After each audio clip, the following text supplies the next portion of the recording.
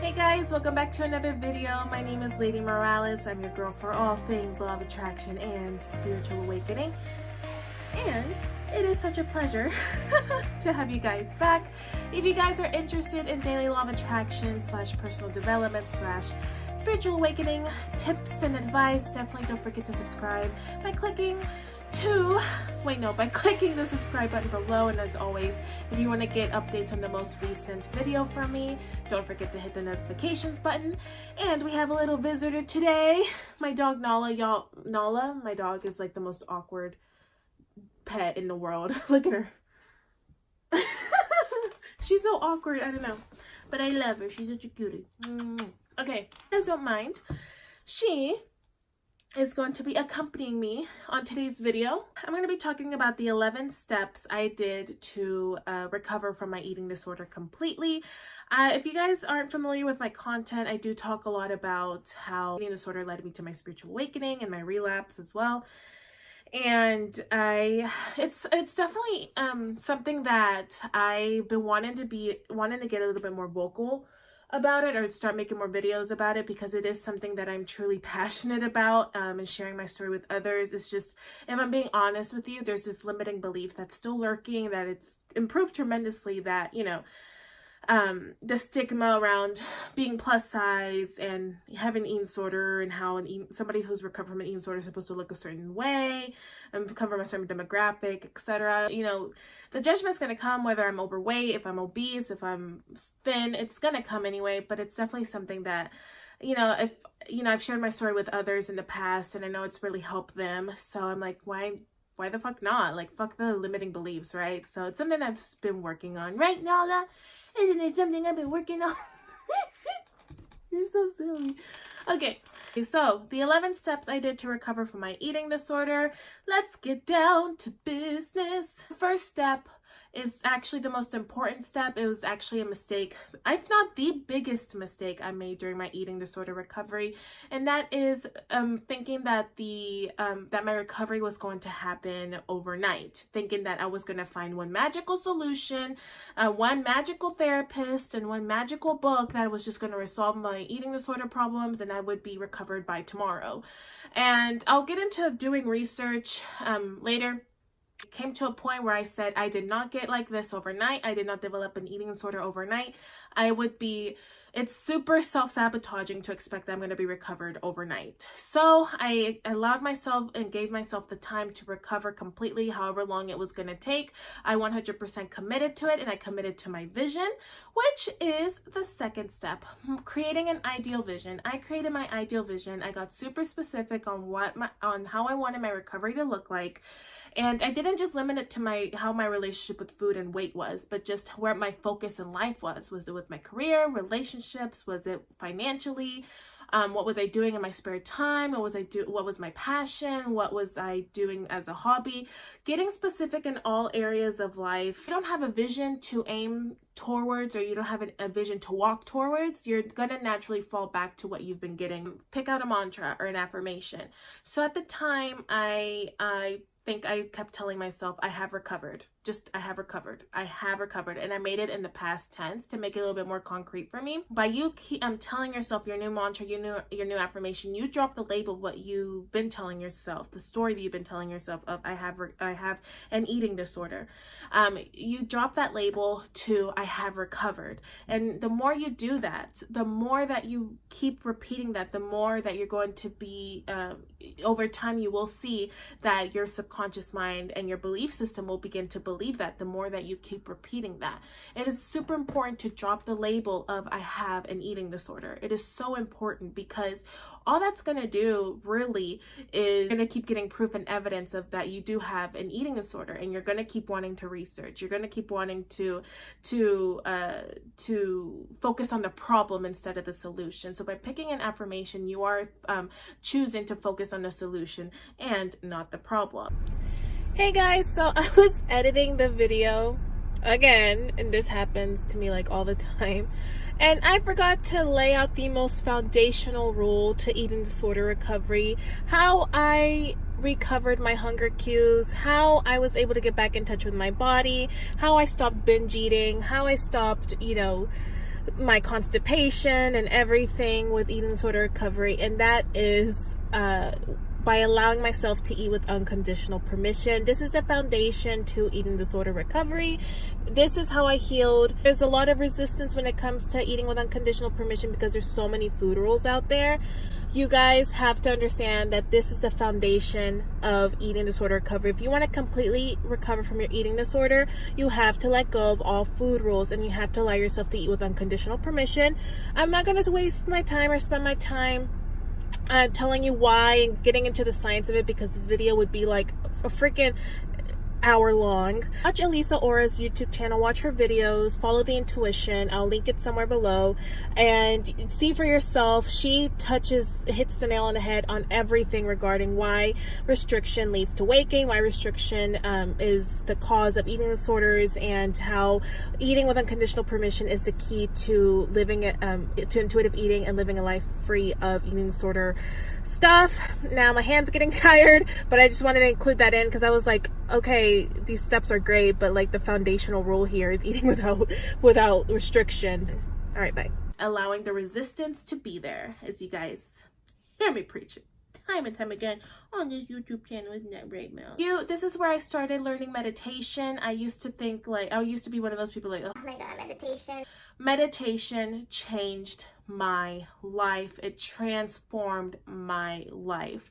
Thanks to, I'm telling you guys, meditation has healed my digestive system. It healed my acne. Look, like, to give you guys proof, like I had like, obviously like it's about to be that time of the month, so I have some bumps, but like I used to have really bad cystic acne my entire life. I do believe meditation helped me heal from acne. It helped me heal from my eating disorder. It got me back into my hunger cues. It got me more present and aware with life, and just being more mindful and allowing my old stories and beliefs to integrate and dissipate into the universe and let it go. Meditate, guys. It's super important, and I know it'll be tough at first because your mind is going to be bouncing all over the walls. It's totally normal. It's totally fine. The important thing here is to make it consistent. I have a video on my exact meditation routine on what I use to heal from my eating disorder and let go of anxiety, and and the meditation practice I still use. I can definitely link it somewhere below, or link it somewhere where you guys can see it. Meditation is not about clearing your mind. It's more about not letting your thoughts control you. One of the recovery essentials, if you guys are aware, is to eat with unconditional permission, with no restrictions, because the more that you allow yourself to eat with unconditional permission, the more that your body's interest in food kind of goes away, and it's just a neutral part of your day, just like going to the bathroom or taking a shower. It's just a neutral part of your day. And I will go ahead and say that it kind of works with the mind. The more that you allow your body, the more that you allow your thoughts to just roll themselves out and to just be there, allow them to be there with unconditional permission, the more that they will go away. Getting rid of triggers, getting rid of exercise. I had to take a break from exercise. I was focused on burning calories and still things of that nature. I did have to take a break from it. If I did exercise, I would walk or do some yoga or whatever, but I did not do like intense high cardio stuff. I did dance. I will say dancing for me is very therapeutic. I love to dance. I studied tap, jazz, or whatever, so I would do that, but I did have to refrain from like very intense exercise and cardio for the purposes of recovery, because it was just very triggering for me at the time, and I would want to wear my Fitbit, or I would want to track it, whatever. Another thing I did was also eliminate unhealthy friendships, as in people who were obsessed with losing weight, who were obsessed with working out, who were obsessed with dieting. I did not weigh myself. I threw out all my scales. I got rid of clothes that were too tight, or that reminded me of the once thin me or whatever. Researching that one answer, as I said earlier in this video, I did everything and anything to research the one answer that was going to make me recover from my eating disorder and be free of it tomorrow. That's not how recovery works. As I said in the first step, you didn't get like this overnight. You shouldn't expect to get like this overnight. You have to, at the end of the day, trust yourself, and you have to understand that you do have the answers. You've done your due diligence, if that's even a thing. If you've done your research, research, you've learned what you need to learn, but you constantly trying to seek out that answer, but you constantly trying to get all this information on eating disorder recovery, how to recover from an eating disorder, just doing all this research, you're subconsciously telling yourself again and again that you do have an eating disorder, and that you still need to be healed. No, if you were recovered from an eating disorder, you would not be doing all this research. Of course, you know, I had to do my best to let go of the research and to just trust myself. There were times though where things did get a little bit rough, and I had to read a little book, or I had to, you know, watch a video to get a little bit of support and to, you know, keep going and stay motivated. But at the end of the day, don't spend hours and hours researching like I did, is essentially what I'm trying to say. You have the answers. You have to trust yourself. Stop researching, okay? And this goes for law of attraction as well. Stop researching how to manifest XYZ and just take action, which is the next step. Of course, the next step, I don't know what step number we're on, but definitely the next step is taking action. The point of eating disorder recovery is to allow eating disorder recovery to happen in the background. In other words, take action as much as possible, no matter how uncomfortable you might be feeling, how scary things might be, how much weight you're gaining, how poofy your face is, whatever. Try your best to take action and get to a point where your recovery is happening in the background. And this is where I encourage you guys to and tell you, find a new goal. Definitely make eating disorder your primary goal, set the intention, but find a new goal. For me was, instead of focusing so much on recovering from an eating disorder, I told myself, I'm gonna recover from my eating disorder as it's happening in the background. My new goal now is to focus on becoming an amazing actress, or becoming the best actress that it can be. And so I put all my attention, all of my focus on taking classes, on auditioning and auditioning technique, and everything that had to do with becoming the best actress I could be. I tried my best to put all of the attention of that. As the resistance was still going on, as I still had the urges to binge, as I still, you know, had eating disorder symptoms, I allowed myself to be present with it. Again, in the book, as I reference a lot, You Are Not Your Brain, they talk about it's not so much about trying to change the resistance, but working around it. I try my best to work around that resistance as I was focusing on my acting career. So this is where I say, take action. What would your ideal self be doing? Write a list of things, going out with friends, going dancing, dating, being intimate, whatever it is, just do it as much as possible. Is there going to be resistance? Absolutely, right, Nala? Over time, as you allow the resistance to be there, you guys know the song, I should make a song at this point. As you allow the resistance to be there, the energy will dissipate and you will be recovered before you know it. That's where you reprogram your mind. That's where you're bringing in a new neural pathways, is by taking absolute action and what your ideal self would be doing. Journaling, and the journal exercises that really helped me was like when I was like feeling super anxious, I was having anxiety, and I just didn't know where to turn or who to talk to, because I didn't really have much support during my eating disorder recovery.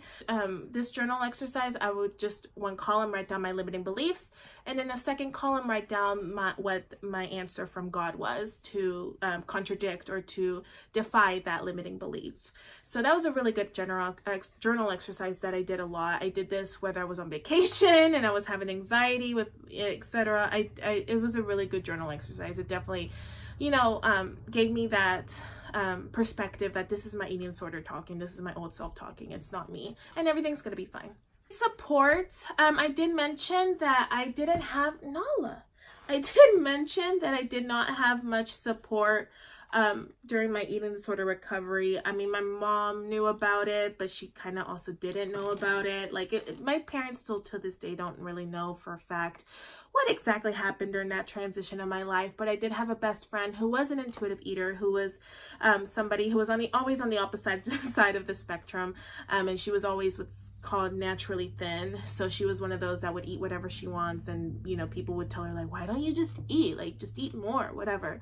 But I would always call her for support, just like, hey, like I need to hang out with you, because she was one of those that, you know, she didn't think about her weight ever. She just ate what she wanted, and she was neutral around food. She didn't put her judgment on food, you know, what she ate or whatever. She was just very neutral, and she just, and I would always call her for support, like, hey, hey, what are, you know, like I need to talk to you, like help me with this, etc. So I did have a best friend, but again it wasn't like I didn't have a coach, I didn't have anything. I just relied on you know, the books that I read, the videos that I watched about eating disorder recovery, and pretty much it. If you can get support, if you can get a therapist, someone, when I was at the university that I just graduated from, I met someone a nutritionist who works for the school, who believes in 100% intuitive eating. I mean, if you could get somebody like that, definitely by all means go do it, but also definitely get your support. Find an online community that's positive, that's helpful, that's along the same journey that you are, an online forum. Find one of these amazing eating disorder recovery coaches, see if they have a Facebook group, and join their community to just get support, because again, knowing that you are not alone and that other people experience the same thing motivates you to keep going. Isn't that right? Isn't that right? Staying inspired. When there were times when I just was ready to go back on a diet, when I was ready to start losing weight, when I was ready to just stop control and go back to diet pills, go back to starving myself, going back to, you know, getting on a super strict weight loss routine, I would remember, like, I would watch videos of my people that I looked up to, of their stories and what they went through, and, you know, where they're at in their life now after an eating disorder. People like Nina Vasetic at the time, Caroline Dooner at the time, especially during the first time, but also like even when I relapsed, people like Elisa Ora. Just to watch their videos, I would read their books, and I would just look at, you know, just see where their life is, and I would stay inspired. And I would just remember, like, if dieting worked, if restriction worked, I would, after 10 years, like, I would have found something. I would not be where I am today, completely miserable, gaining so much weight and wanting to kill myself. If I would have found something that worked, it would have worked. And every time I go on a diet, it always ends up the same. I always end up overeating. I always end up craving more food than normal and eating more food than normal. So definitely, I would definitely say stay inspired at those moments. Look at your ideal vision. Look at the people that you look up to that are living on the other side, free from an eating disorder. And remember that if it's possible for them, it is 100% possible for you, okay? It's just, at the end of the day, it's all about your daily actions and telling yourself a new story and allowing the recovery to happen in the background as you're embarking on your new life. Hope this video helped. Let me know what you guys think in the comments below. As always, don't forget to subscribe to my channel and like this video, and if it helped in any way, shape, or form. And as always, I will see you guys on the next video. I'm gonna say goodbye because Nala's having like an anxiety attack right now. All right, bye guys.